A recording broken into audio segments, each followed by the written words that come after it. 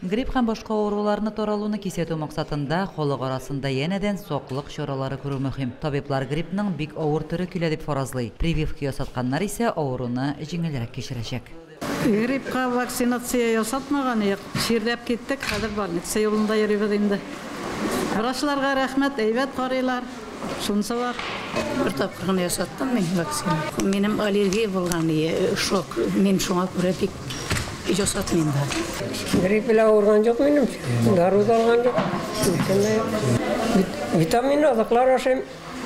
Һавада күп йөрим.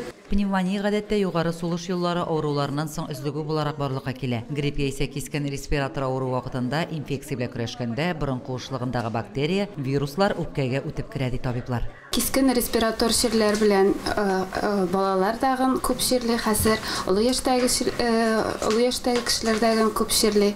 Шуңа күрә больницага килгәндә маскаларны киергә унтмаска киңәш бирәм инде. Прививка ясату кирәк. Шундый кагыйдәләрне үтәсәләр, Алла бирсә, бәйрәмнәр матур үтәр.